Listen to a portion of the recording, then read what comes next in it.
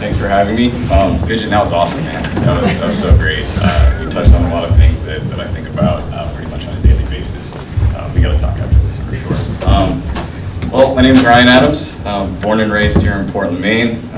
Account manager by day and a painter and a muralist by night. I'm going to talk to you today about some of the experiences I've had creating murals for businesses, kind of how that's helped me progress in my own personal work, and also how I've seen it kind of start a dialogue within the community. Gotta be honest, I never thought I'd be speaking at a public art conference. I have a pretty non-traditional background. I wrote graffiti writer for years. As a kid, I wasn't really in galleries or museums checking out shows. I mean, graffiti was accessible. It was in my natural habitat. It was bright. It was just awesome. Just completely captivated me. And obviously, the fact that it was illegal paired very well with my teenage angst. I mean, of course, it wasn't always welcomed within the community. I'm not going to advocate for illegal activity. But through writing graffiti, I noticed the effect that bright colors in unsuspecting places had on people in the community. It could completely interrupt someone's day. And they'd see the colors and start asking questions like, who did that? What does that mean? How did that get there? And just the fact that, like I said, it would interrupt someone's day and have them think about art and the creative process was just something that was completely amazing to me. So I guess this kind of leads me into my first public art project. In 2008, one of my favorite chicken shacks, Binga's Winga's, burned down, and they had plywood going across the entire front on the corner of Congress and Deering. I was going to paint it. I thought I needed some color, so I figured I'd reach out to a friend of mine that used to work there and see if I can get permission. She allegedly spoke to the owners, and that's kind of the green light I needed to go. So a buddy of mine, myself and a buddy of mine went out there on a Sunday, started rolling out the wall. As soon as the spray cans came out, the police showed up. We had to assure them that we wouldn't be out there on a Sunday afternoon if we didn't have permission. So we were able to finish up and just kind of cover the entire building with bright colors. I guess it kind of resonated with the community around it because enough people reached out to the owners that they ended up reaching out to me, and they brought me in on their creation of their new space, and I was able to kind of sit in on board meetings with just architects and designers and owners, and it was the first time like my work outside kind of brought me inside. Those conversations that I had with the owners are conversations that I continue to have with every project that I work on now. And they taught me how to be fluid with my ideas while maintaining the integrity and style of my work. And I think that's something that's very important when you're creating something that's not just for you, and it's for everyone else to see. So I guess there's an example of one of the walls I painted for them there. Ended up doing about 4 walls and the signage and the color palette inside. Working with them kind of taught me how to mold and fit my style of work to kind of fit the client and the people that would be seeing it on a daily basis. There's another example of that. Kind of got a little cut off there, but the old Joe's Smoke Shop, they had a problem with graffiti on the side. They're painting it over like once a week, so they reached out to myself and a friend of mine, and we're just like, hey, if you want to get rid of the graffiti problem, let's put big colorful graffiti on there. And they're okay with that, but they also wanted to incorporate something that showed how long Joe's had been a part of that community. So we ended up kind of bookending the graffiti pieces with scenes of the street from like years ago when they first opened. It was really awesome to work with those guys. They had just this like stash of old photos that was just amazing. So we were able to paint those, and like I said, it kind of made me break from my comfort zone and try something different.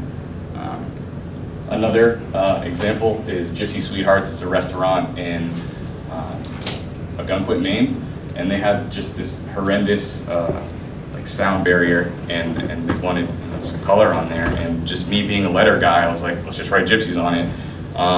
that wouldn't work with the signage laws. So I still kind of wanted to do what I wanted to do. So I found out a way to kind of mask it so that they'd have to really prove it. This led me to, that's actually the first time I painted in this style, which is a style that I continue to do to this day, which is like a geometric breakdown of letters. So, public art obviously alters the visual landscape for the people who frequent the area. And since my days of writing graffiti, it's always amazed me how much a picture or a colorful work of art can impact a community. I was just working as a mentor with an 8th grader at Breakwater School, and I was reflecting on just how many conversations I've had with people while I was just adding colors to something in their neighborhood. I mean, we can be perfectly honest here.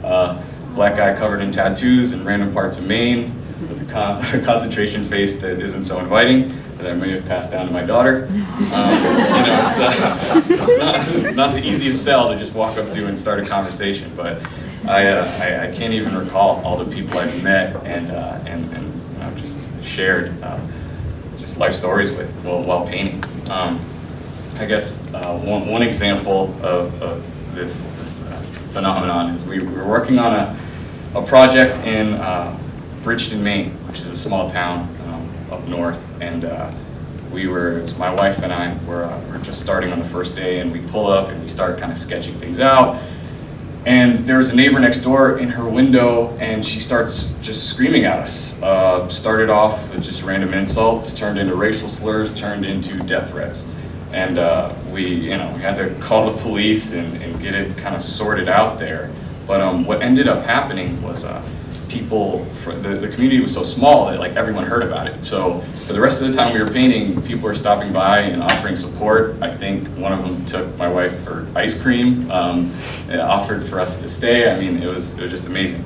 So this is a picture of the finished product there, and in there it says keep a full plate and always stay hungry.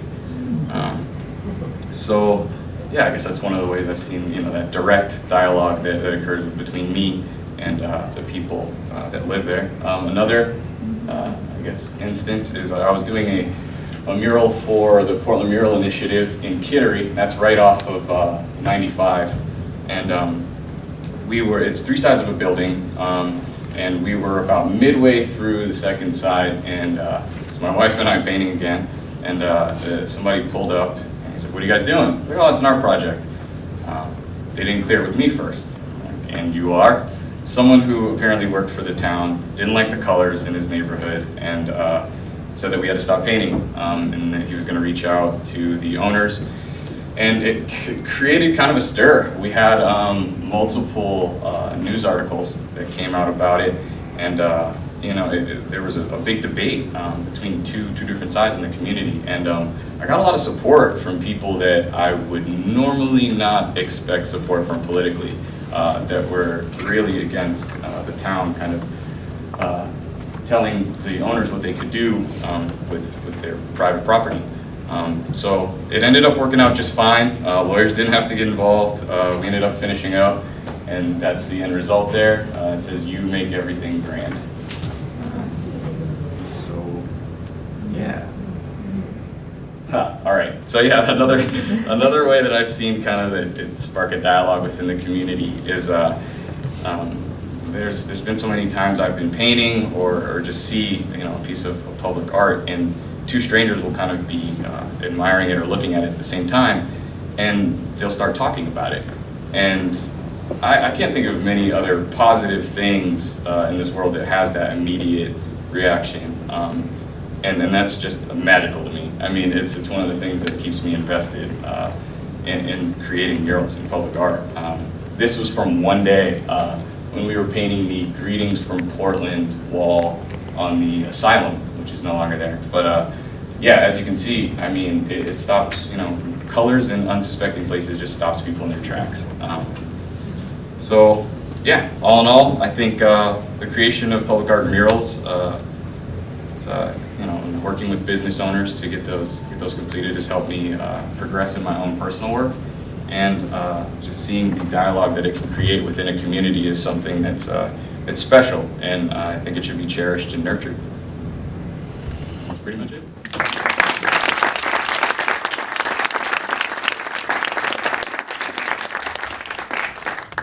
Questions? Who were your influences as far as graffiti artists that you responded to and got a lot of your motivation or inspiration for? Yeah, locally, there's a guy, Mike Rich, who was just like, he's always been, I mean, he puts a lot of time and effort into his pieces. And that was something that I always thought, that always stood out to me. But outside of just Maine, locally, it was the 70s and 80s subway train riders. Dondi, Futura, all those guys. I mean, I could go on for days, nerd out, all that sort of thing. Yes, Mom.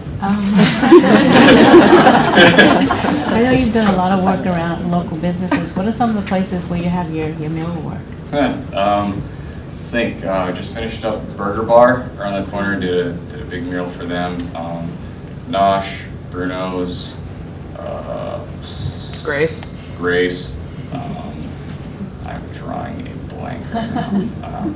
Lots of other random spots. I can't think of them off the top. Can you just say a quick word about the mural initiative and how that's organized? Yeah, absolutely. So the Portland Mural Initiative is it's run by my two friends, Will Sears and Tessa O'Brien, and I'm not too sure about the specifics, so I won't get into it. But they had a grant, I believe, from the city in order to kind of create different murals, mostly along the East Bayside Trail, but of course, they spread down to Kittery as well. I believe that they're continuing to do more this summer, but those two are so unbelievably busy. I have no idea what they're up to. I'll just interject really quickly that that my understanding is that they are interested in kind of banding together as muralists and helping each other get commissions. Mm-hmm. So in terms of economic stability for artists, I think that's a great model.